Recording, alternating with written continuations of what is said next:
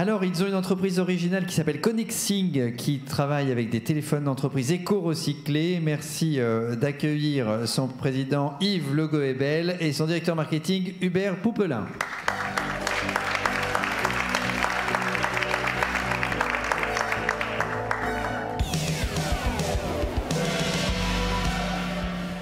Alors, la question elle est directement induite. Comment expliquez-nous pourquoi finalement la RSE c'est votre principale source de croissance?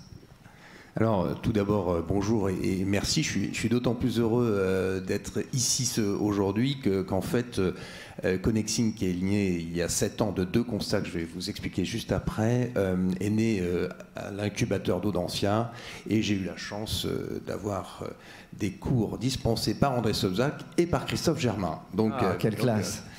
Évidemment privilégié. Bravo.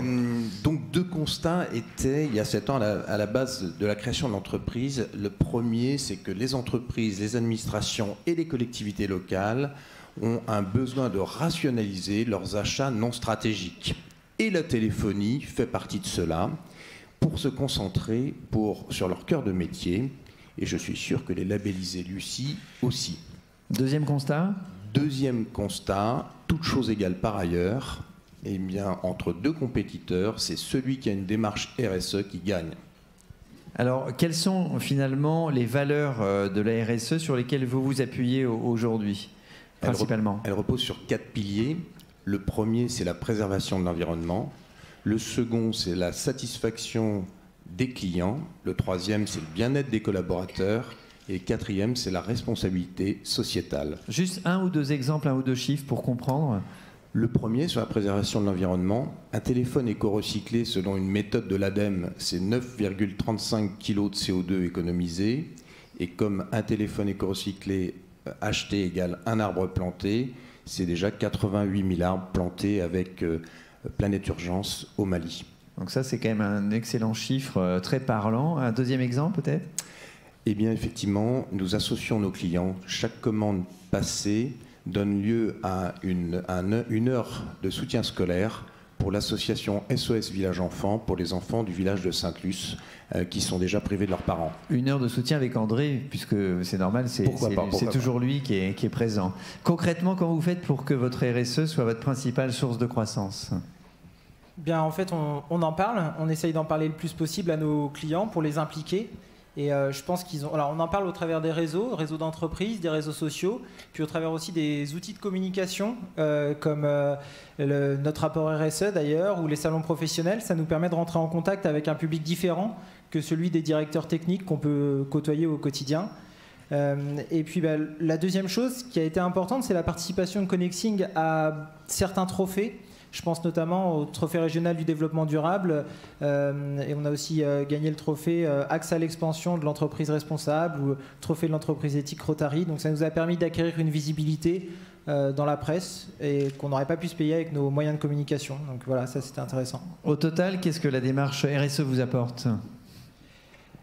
Eh bien, elle nous apporte de la visibilité. Enfin, si je me mets à la place de nos clients ont besoin d'identifier les acteurs du marché qui ont une politique RSE. En fait, nous, en étant identifiés comme acteurs RSE, ça nous amène aussi des clients, concrètement. Ça nous amène aussi beaucoup de fierté, parce qu'on est fiers de ce qu'on a accompli.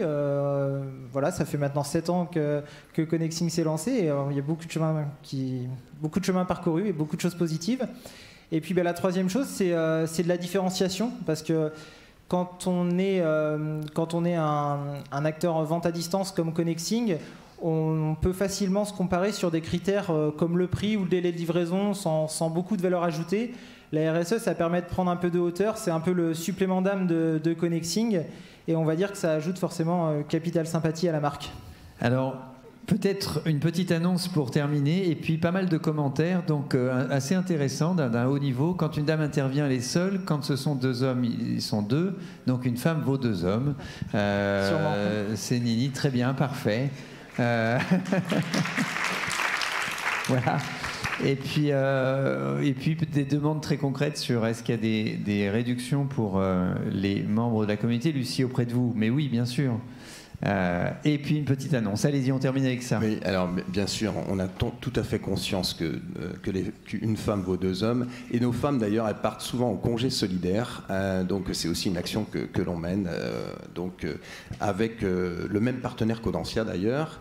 Bien sûr, les membres de DRO, comme les membres de la communauté Lucie, auront un prix spécifique, qu'ils se fassent connaître.